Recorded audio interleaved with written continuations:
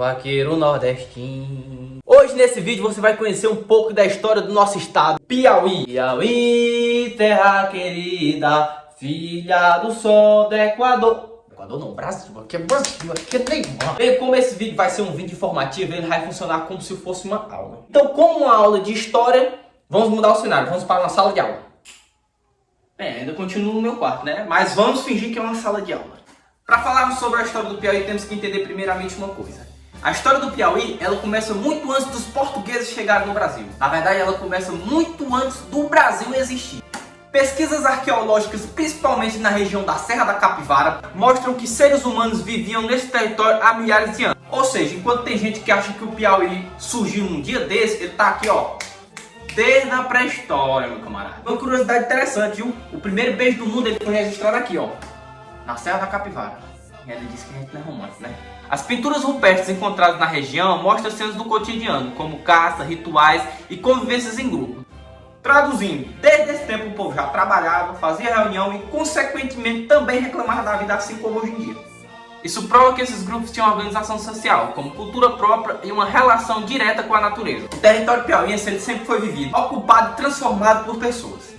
Bem, com o tempo, esses povos continuaram ocupando essa região e deram origem a etnias indígenas. Quando os europeus finalmente chegaram ao Brasil, o Piauí não era espaço vazio esperando ser ocupado, mas um território indígena, com os povos que já conheciam a região.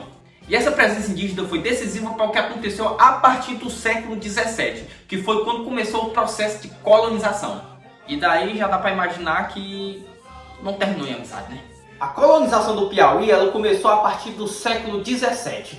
E diferente do resto do Nordeste, ao invés de começar pelo litoral, ela começou pelo interior, impulsionado principalmente pela criação de gado. Então podemos dizer que o verdadeiro desbravador do Piauí não foram os portugueses, e sim o boi.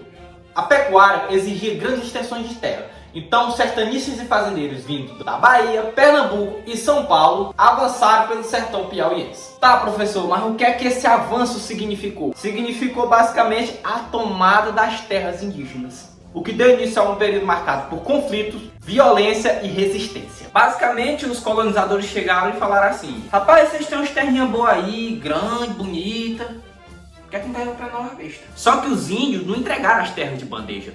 Eles olharam para os colonizadores e falaram assim: sim, aí tu chega aqui na minha zara achando que é o bambambam, nós vamos cair aqui no cacete. Basicamente, os indígenas falaram isso para os colonizadores. Eu te vejo você! E eu tenho! Arré a mão da minha cara, arré a mão da minha cara, arré! Eu não vou arré! Em contrapartida, alguns indígenas aceitaram de forma passiva, né? Porque eles preferiam ficar vivos.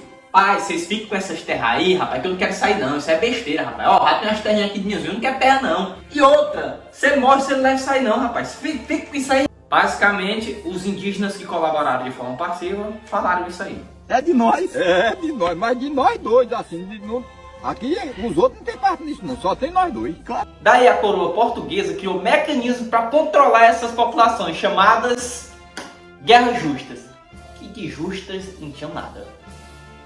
E também os descimentos, que basicamente consistia em tirar os indígenas de suas terras e colocar em aldeamentos controlados por missionários e autoridades coloniais. Quer saber qual foi o resultado dessa matemática aí? Desaparecimento de muitas etnias, uma transformação profunda na vida indígena do Piauí. Com o avanço da colonização, formou-se no Piauí uma sociedade predominante rural. A economia girava em torno da pecuária, fornecendo carne, couro e animais para outras regiões do Brasil. As fazendas ficavam longe uma das outras, o que dificultava na formação de cidades. Resumindo, tudo era longe, tudo era difícil e quase nenhuma vida urbana. Durante muito tempo, acreditou-se que a criação de gado no Piauí usava apenas a mão de obra livre. Só que isso aí caiu por terra, né? Estudos mais recentes mostram que a escravidão teve um papel fundamental na formação do Estado. Indígenas, mestiços, negros, todos eram escravizados. Eles quem faziam o trabalho mais pesado, sofrendo violência, exploração e controle, assim como outros estados do Brasil. Ou seja, aqui no Piauí o sofrimento também foi pesado, viu? Poder e desigualdade. Nesse contexto, a população vivia majoritariamente no campo. Tá, não sai. E vai ficar assim, porque não vai ter corte não. Porque de verdade tá complicado gravar esse vídeo, viu? Eu queria desejar de coração boa sorte para quem vai editar ele.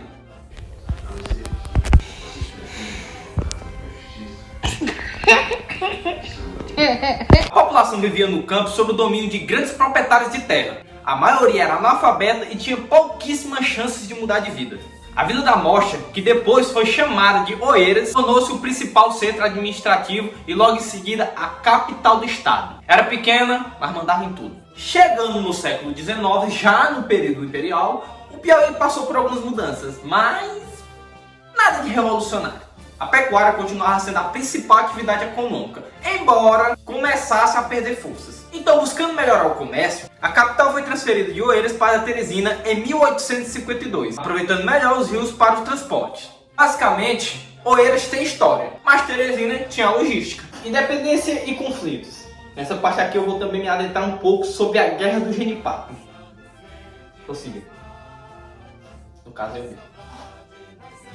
Bem, o Piauí também participou por lutas pela independência do Brasil, com conflitos marcados por violência e participação popular. Isso mostra que a independência não foi só conversa entre elites. Atenção! Depois da independência, a escravidão ainda continuou. O poder permaneceu concentrado na mão de poucos.